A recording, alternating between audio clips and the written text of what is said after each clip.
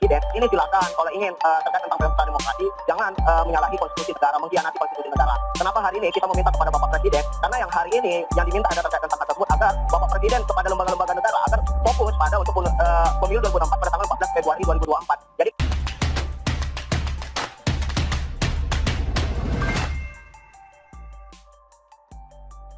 wahai BMSI, tahukah Anda bahwa Orde Baru berkuasa selama 7 periode? Ditulis oleh Casu dari siwar.com.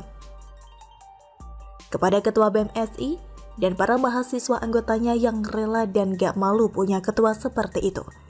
Begitu jenius dan super cerdas sampai mendewakan Orde Baru. Jangan-jangan bohirnya dulunya Crazy Rich masa Orde Baru? Asal lu tahu ya Tong, Orde Baru di bawah kepemimpinan Soeharto itu berkuasa selama 7 periode, alias 7 kali masa jabatan presiden, alias 7 kali 5 tahun, alias 35 tahun. Bahkan bisa dibilang sejak 11 Maret tahun 1966 sampai dengan Soeharto yang terpaksa lengser ke Prabon pada 21 Mei tahun 1998.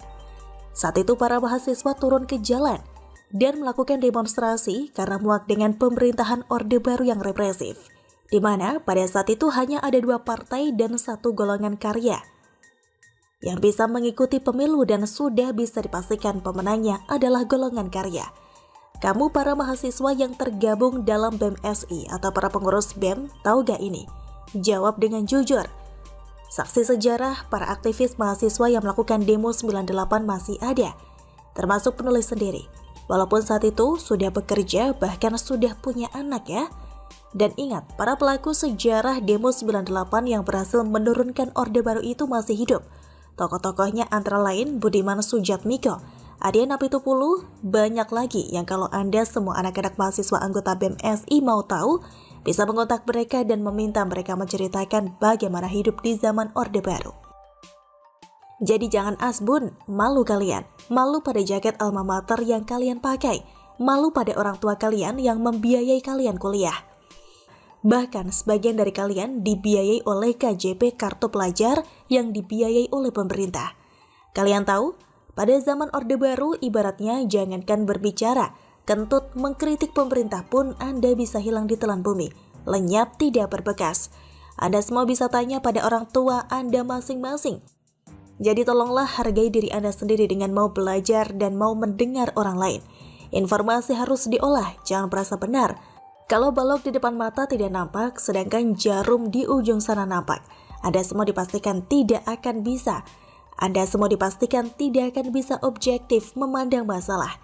Pertama, kalian harus bersyukur bahwa di masa pandemi COVID-19 Anda semua masih sehat dan bisa beraktivitas. Atau jangan-jangan Anda semua tidak paham apa itu pandemi atau apa itu COVID-19. Kalau ini sampai terjadi, Anda benar-benar munafik dan keterlaluan. Kenapa Anda harus bersyukur?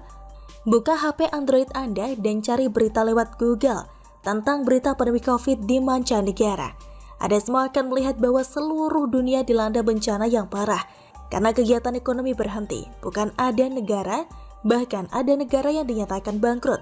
Kita beruntung di bawah kepemimpinan Joko Widodo dengan tim ekonominya, Indonesia masih bertahan dan mempunyai fondasi ekonomi yang kuat. Kedua, cobalah lihat sekeliling kita. Lihatlah pembangunan di mana-mana, padahal kondisi sedang sulit. Lagi-lagi cek di Google pembangunan apa saja yang sedang dikerjakan oleh pemerintah sekarang. Berapa biayanya? Semua bisa diakses lewat internet. Kalau sudah dapat datanya, bandingkan dengan pemerintahan sebelumnya. Bandingkan dengan zaman Soeharto. Bandingkan dengan zaman Soekarno, Soeharto, SBY dan lainnya. Mana yang rasio utang dan pembangunannya lebih baik? Buka mata, buka telinga. 7 periode masa Orde Baru apa yang kita capai? 2 periode Susilo Bambang Yudhoyono apa yang telah dicapai? Bandingkan dengan yang sekarang. Katakan dengan jujur, gunakan hati nuranimu, mana yang terbaik. Ketiga, jadilah pribadi yang mandiri. Jangan percaya sama orang lain. Cari kebenaran dari sumbernya. Jangan mau diperalat oleh orang lain. Ada video di mana mahasiswa mungkin anggota BEM-SI yang justru malah menawarkan khilafah sebagai sistem negara. Tentu saja kami semua tertawa dan paham siapa di belakang Anda yang berkata seperti itu. Jangan sok polos lah, kita semua aktivis demo 98. Saksi hidup masa Orde Baru tahu betul pada gerakan yang murni dari hati nurani dan pikiran yang cerdas. dan mana gerakan yang ditunggangi. Jadi jujur sajalah. Keempat, fahami dan sadarlah. Sekarang saatnya bangkit dari keterpurukan akibat bencana pandemi COVID-19. Jadi jangan diperberat dengan demo yang tentu saja kami tahu tidak murni berasal dari Anda para mahasiswa. Apa yang berkembang bahwa akan ada 3 periode adalah sekedar wacana. Apakah Anda semua para mahasiswa paham apa yang dimaksud dengan wacana? Tanyalah pada Google kalau gak paham. Wacana lawanlah dengan wacana yang argumentatif dan berdasarkan data yang valid. Bergeraklah, demolah, beraksilah jika wacana itu sudah bukan wacana lagi. Tidak akan ada yang akan menghalangi kalian. Jadi jangan asal demo, malu kalian nanti seumur hidup kalian. Orde Baru kok dibilang demokratis? Atau jangan-jangan kampus Anda sudah dikuasai oleh ormas tersebut? Casut, bagaimana menurut Anda? Ketika Presiden SBY memimpin dan Pak Demokrat menjadi pemimpin partai. Mereka merindukan program-program pro rakyatnya SBY. Mereka merindukan kedamaian dan kehidupan masyarakat berbangsa dan bernegara yang tentunya juga rukun, toleran, harmonis satu sama lain.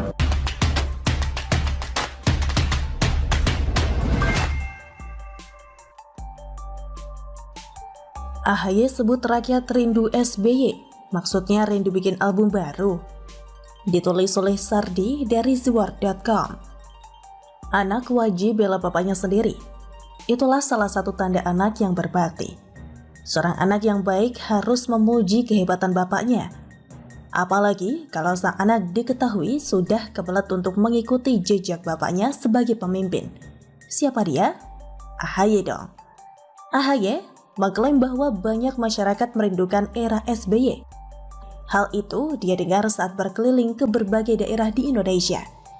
Rakyat merindukan masa-masa dulu ketika Pak SBY memimpin. Mereka merindukan program-program pro rakyat SBY. Mereka merindukan kebebasan dan demokrasi yang tumbuh secara berkeadaban. Dan mereka juga merindukan keadilan yang tegak dan tidak berpihak di negeri ini, kata AHY. AHY menilai demokrasi mengalami kemunduran di era pemerintahan saat ini. Rakyat-rakyat mengeluhkan permasalahan dalam kehidupan sehari-hari, utamanya akibat naiknya harga-harga barang kebutuhan pokok, katanya. Akhirnya mereka meminta tolong Partai Demokrat kepada kita semua untuk terus memperjuangkan nasib dan masa depan mereka.